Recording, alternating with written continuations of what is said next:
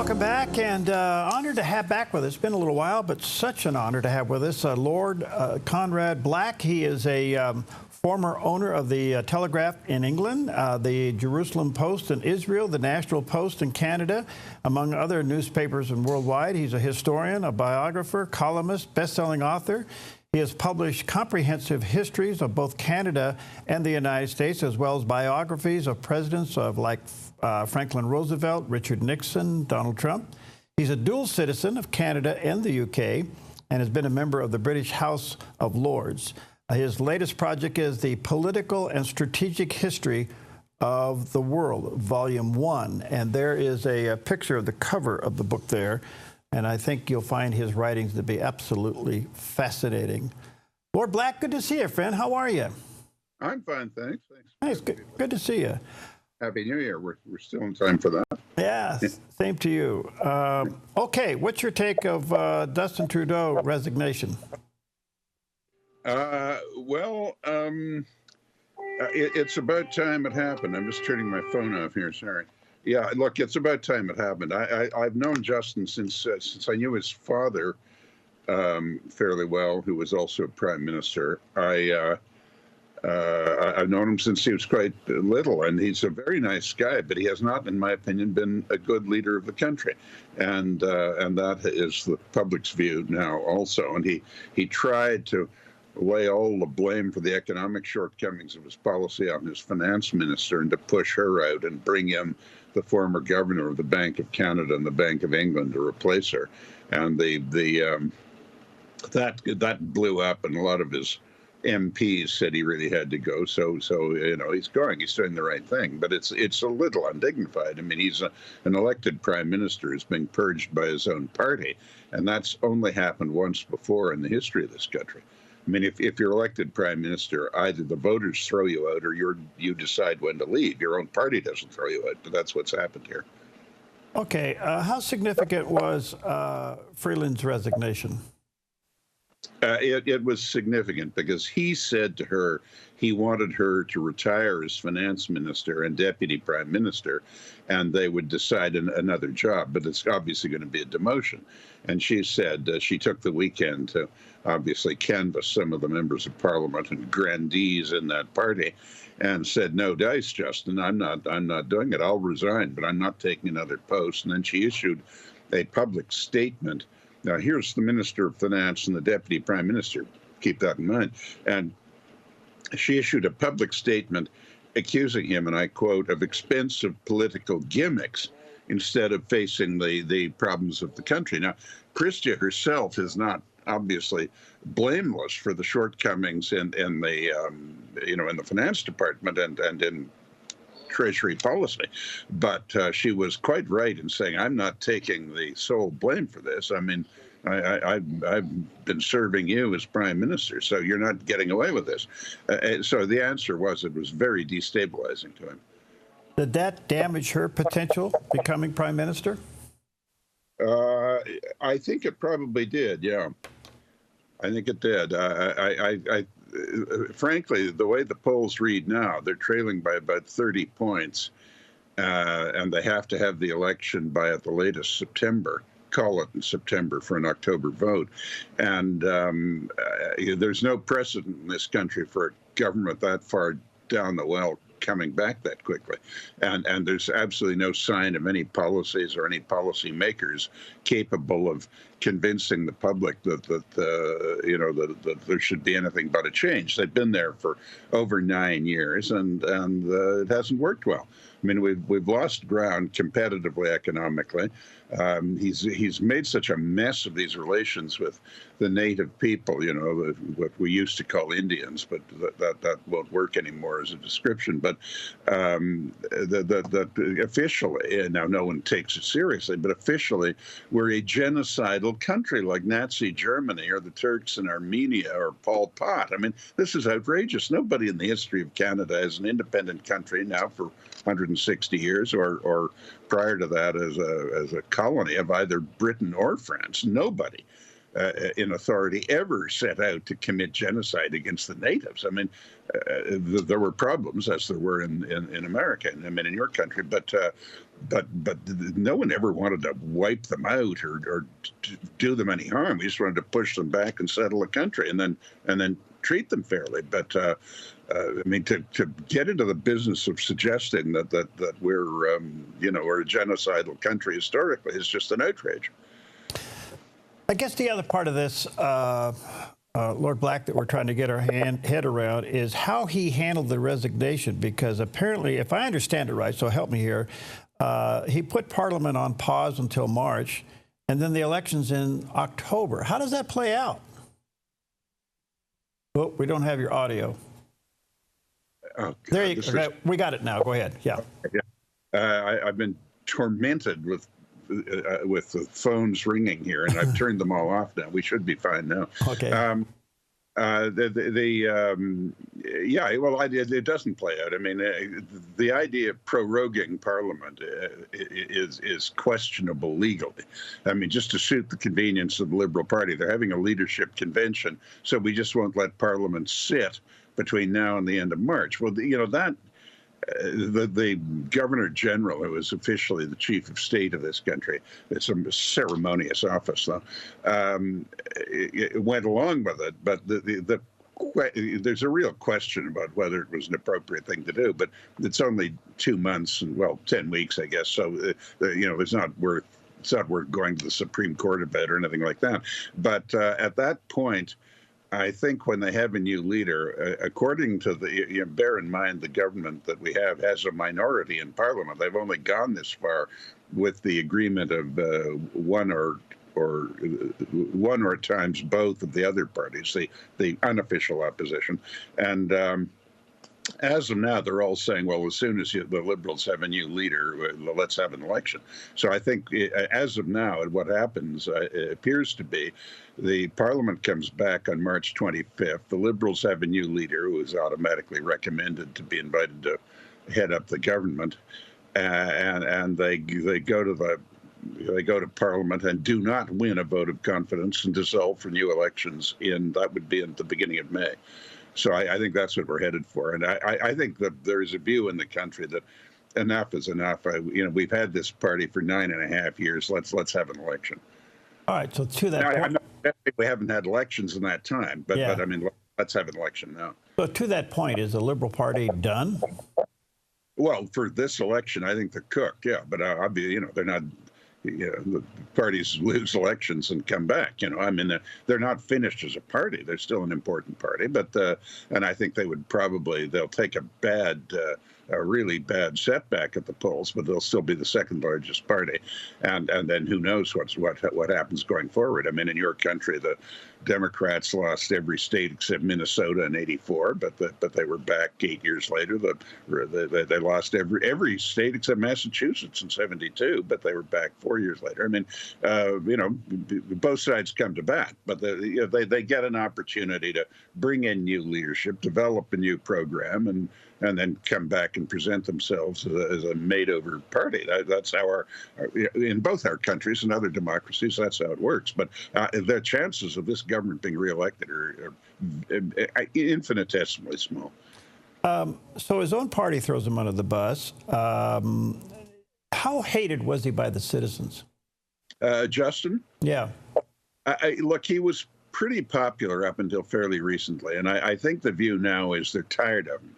But again, this is a phenomenon we've seen again and again in all democracies. Once people get angry at a government and throw them out, for a while they're really treated with hostility, and the general tenor of opinion when you just go around talking to people is quite hostile. But then, he retires, and then he's seen very occasionally as a retired prime minister doing something else. And after 10 years, people say, well, he wasn't a bad fellow after all. I didn't vote for him, or I voted to get rid of him. But I mean, he served the country, and he's a rather nice chap, and you see him on television, that kind of thing. And so, I mean, I don't think he's actually hated as a person, but at all. I mean, he shouldn't be. He's a very nice guy. But people are tired of him as a prime minister and think his government has not done a good job. Okay. What role did President-elect Trump play in his resignation?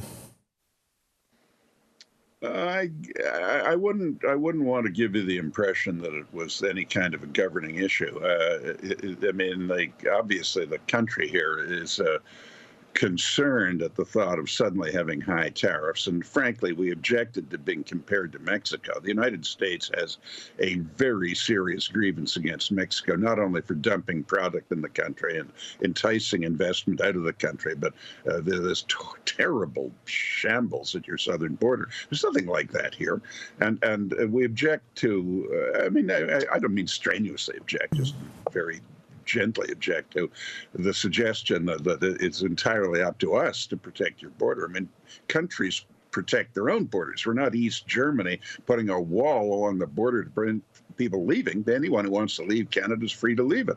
And we object to the idea that you've got some influx of desperate people from Canada. Nobody leaves Canada in desperation. Nobody leaves Canada other than if they've got a better job in Los Angeles or London, England or something. But on the other hand, and the idea of translating a border security question into tariffs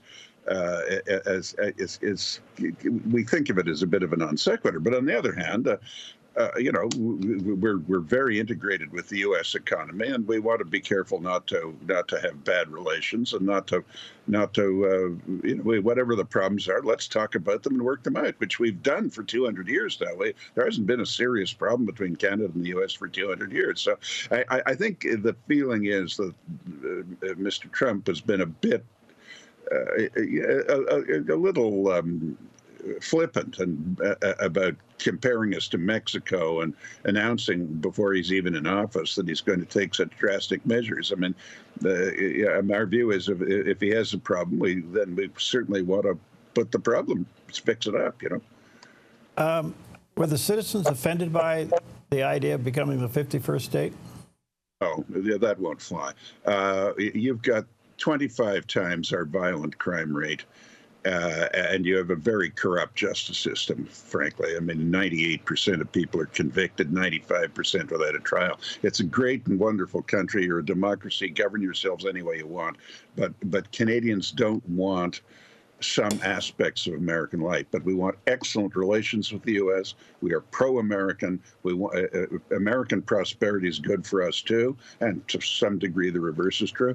And if it was going to be a federal union, it wouldn't be an annexation. This is a G7 country. It has 40 million people. It's a very rich country. It is a very law-abiding country. And if you want to discuss a federal union, we can talk about it, but it wouldn't be just making it one big country. And by the way, for the country Canada is, it certainly wouldn't settle for being just one state. I mean, you've got the state of Delaware with, fewer people in the suburb I'm sitting in. I mean, nothing wrong with that. That's how your country works. But calling Canada a country of 40 million people and half of the continent, 3 million square miles, one state is nonsense. But we can discuss closer integration, and I think something can be done. But Canada just packing it up and becoming a state of the U.S. it's a bit insulting, frankly. Yeah, well, at the moment, it's quite entertaining to read about. Oh, it is. It seemed to me. I mean, I don't want to give you the impression that people are up in arms here about what Trump's doing. They're not. I mean, he entertains us as much as he entertains you people. I mean, it happens. I've known him a long time. And I know he's actually he's very pro-Canadian, and he's done a lot of business up here. Yeah. All right, let me take a quick break. Lord Conrad Black back with us today. Check out his latest project, The Political and Strategic History of the World, Volume 1. There's the picture of the cover of the book by Conrad Black. We'll take a quick break. We'll be right back.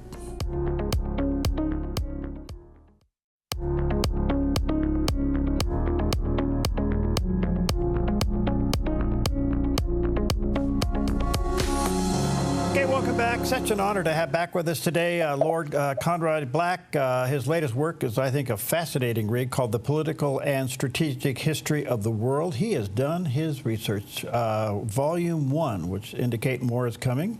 He's a dual citizen in Canada and the United States. He has served in the House of Lords. He's written a lot of articles. He's been involved in the publishing business. Lord Black, basically Trudeau is a lame duck. Do you have any names being floated who may be the next prime minister? Well, the leader of the opposition, Pierre Poilievre, is certainly the favorite to win the next election when it comes. If you mean the next leader of the Liberal Party, which it would be the prime minister just during the election, and presumably the opposition then wins the election, Chrystia Freeland is a candidate. The former governor of the Bank of Canada and the Bank of England, Mark Carney, is pushing him as a candidate. He has no political background.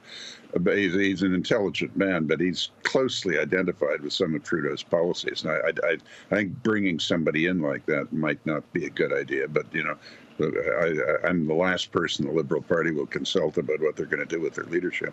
And then several of the members of Trudeau's government, apart from Freeland, are quite capable people.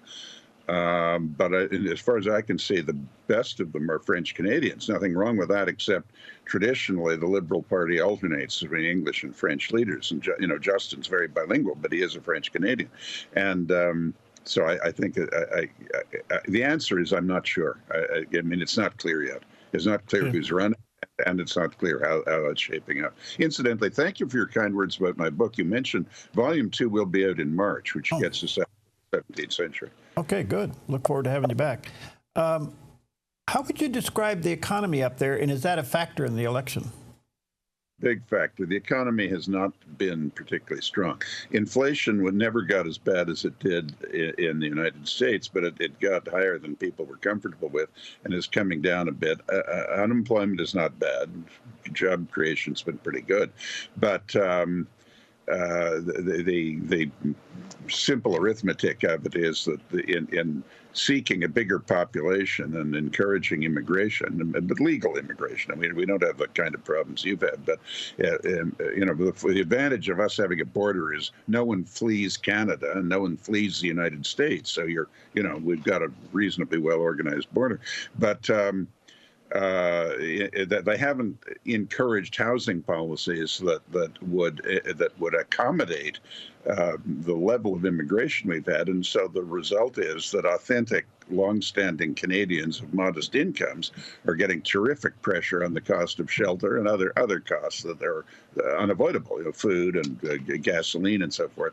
And here, as in the United States, the pressure on gasoline and home heating fuel and that sort of thing comes from this insane preoccupation with the bogey of climate change, and here, as in your country, people are not prepared to pay the cost of that. So we have similar problems to yours, but I would say the what's annoying the Canadians is the capital flows are not positive. The government's not encouraging enough investment, so we have more money that's generated in Canada leaving the country than we have money coming in from outside, and our progress in per capita income has not been very good. So we've fallen. You know, when I was a young person, we had 95% of the American standard of living per capita, and now it's down to a little over 60%. And you know, there's a huge interaction on the border, and Canadians don't like it. There's no reason for it. It's not as if the population has suddenly become lazy and isn't working. I mean, everyone's working, and it's a hard-working country, good workforce, skilled, well-motivated, not bad in work stoppages or anything like that. Nothing like some of these European countries that have strikes all the time. And it's, you know, at the end of the day, you blame the government for it, and they deserve the blame. Is there a sense of, I'm hearing you say too much government intrusion. What about overall citizen freedoms? Has that been restricted?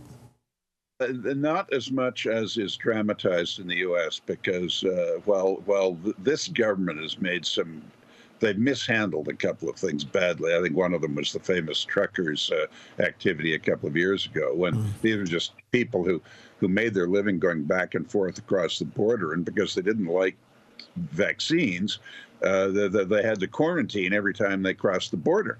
And so they got quite upset about it and put on this truckers' convoy. And instead of treating it good-humoredly, addressing their concerns, or even talking to them seriously, Justin pretended it was some kind of an insurrection, like Mussolini's March on Rome or something. Totally overreacted. And the courts finally, I mean, it always takes the courts a while to get around to it, but they finally condemned the government for improperly invoking the emergency legislation that exists in this country, the equivalent of martial law, and all of that was unwound. But no, we have a court system that protects people. Where you get really annoying incidents and justly unflattering publicity are these human rights commissions where somebody says, look, I self-identify as another gender and incidentally altogether another ethnic group and so forth, and I demand to be addressed as such, and you have to address me under a certain vocabulary. And somebody like my friend, a very renowned person in this country, Professor Jordan Peterson, said, look, I will not be dictated to. I'll treat everyone with respect, but I will not be told what I have to call anybody. And so he was dragged up in front of a human rights tribunal and then in a professional association. So you get you get the occasional incident like that that's annoying, but ultimately the idea that this is ceasing to be a free country or something is rubbish. That's not true at all. I mean, the Canadians are just as attached to the freedom of expression and assembly as the Americans are in the other country. How entrenched is DEI up there? It's loosening, the same as it is in the U.S. I mean, I think we're all on the same trend away from it now. There's a backlash against it. It's been excessive. It's been excessive in the professions and in hiring and the big corporations, banks, and so forth. They've gone too far around it. The media is full of stories of people who are being discriminated against just because they look like you and I, you know, and we don't have we commit the offense of being white people and so forth, you know. I mean, but you can always trust the public to come around on a thing like that. No one, you know, the problem, if somebody, about 10 people put in for a job, only one gets the job. Yeah, right. Discrimination. Well, you don't know what's inside the mind of the person who does it. We can only take these things so far. So, look, it's been annoying. There have been some bad stories, but public opinion is sensible, and there's a backing. I got about a minute. One quick question. What do you think, from your position and certainly experience, what do you think of the second term of Donald J. Trump? Well, I've known him quite well for 25 years. We were business associates once, and I'm very pro-Trump. I think it's a great thing. I mean, he's a strange cat. He doesn't remind you of other presidents, and my book about him is called A President Like No Other. But I think it's a great thing. I think his policy prescriptions are exactly what you need. And speaking, I mean, wearing my Canadian and British hat, prosperity in America, America being strong, being the leader of the democracies, is a great thing. I don't want to be intrusive here, and I don't like to criticize a person leaving office, but the Biden administration has done some things that gave all of us who wish America well from outside the U.S. a real concern. I think it's a great thing. I think you evoked all of this unusual level of nastiness and bitterness and contention and this outrage of indicting the leader of the opposition and so forth. You evoked all of it to a jury of 155 million voters, and they came up with the right verdict, I think. Wow. All right, so let me say to our viewers and listeners, his current book is called The Political and Strategic History of the World, well-researched. I think you'll find this to be an absolute fascinating read. And Volume 2, Lord Black, will be when? It'll be out in March. And it's published in Nashville, Tennessee. It's an American, it's published in the U.S., but sold internationally. Gosh, when do you have time to write? Yeah. I think all writers write either late at night or early in the morning, so I stay up late, and that's when I do it. That's good for you. Well, we wish you well up there. This is going to be interesting as you go through a lot of things up there in Canada. But for the most part, Trudeau remains Prime Minister until October? I think at the latest. As I said earlier, I suspect that when a new leader of that party is chosen and installed as prime minister, I think the other parties, all of them, the official and unofficial oppositions, are going to say we want an election now, and they have the ability to bring an election on. Okay, so good stuff. I think I know that will be gone in April, but the election will be sometime between May and September. Okay. Again, check it out. The book called The Political and Strategic History of the World, Volume 1. There's a picture of it. Check it out online. And then, of course, in March, be looking for Volume 2, Lord Conrad Black. Thank you, my friend. Good to see you. Always nice speaking with you.